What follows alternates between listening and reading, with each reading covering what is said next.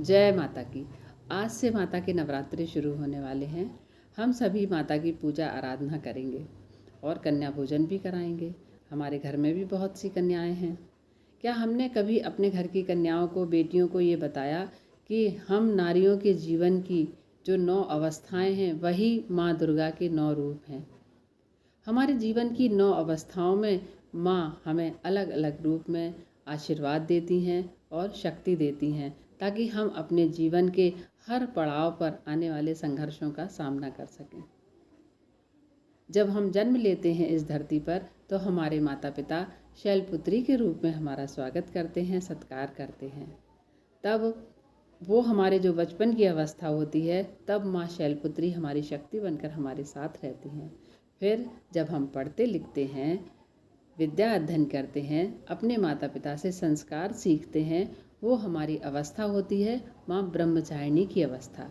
माँ ब्रह्मचारिणी उस समय हमें तप और ज्ञान सिखाती हैं, हमें विद्यादान देती हैं, ताकि हम अच्छी तरह से पढ़ लिख कर कुछ योग्य बन सकें।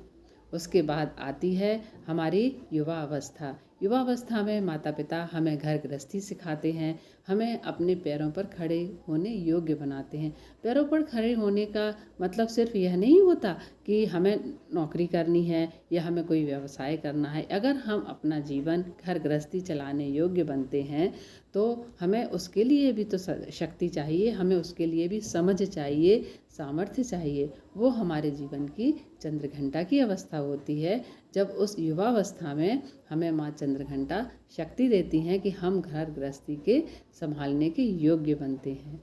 उसके बाद आती है हमारी ऐसी अवस्था जब माता पिता हमारे हाथ पीले करने की तैयारी करते हैं, या हम इस योग्य बनते हैं कि हम एक घर गृहस्थी संभाल सकें। उस अवस्था में माता कूष्मांडा हमें आशीर्वाद देती हैं कि अब तुम घर गृहस्थी संभालो, मैं तुम्हें शक्ति देती हूँ। क्योंकि माता कूष्मांडा है, वो सृष्टि की रचना करता देवी हैं, और हम भी एक घर में जाके पूरे सामर्थ्य से, क्योंकि अब उस घर की बागडोर हमारे हाथ में सौंप दी जाती है। एक अनजान अजनबी परिवार को हम अपना परिवार मानते हैं, और पूरे समर्पण से उस परिवार को, उस परिवार के सभी सदस्यों को स्वीकारते हैं और समर्पण से उनकी सेवा करते हैं, उस परिघर को अपना घर समझते हैं। वो हमारी कूष्मांडा की अवस्था होती है। माता कूष्मांडा हमें इतनी शक्ति और इतना सामर्थ्य देती हैं कि हम एक अजनबी परिवार को अपना परिवार मानकर जीने लगते हैं, एक अजनबी इंसान को अपना सब कुछ मानकर उनके साथ जीवन हंसी खुशी जीने लगते हैं। उसके बाद फिर हमें इसी अपनत्व और प्यार और समर्पण से आशीर्वाद मिलता है, जब हमारी गोद भरती है और हमारे घर आंगन में नन्हे मुन्ने की कुल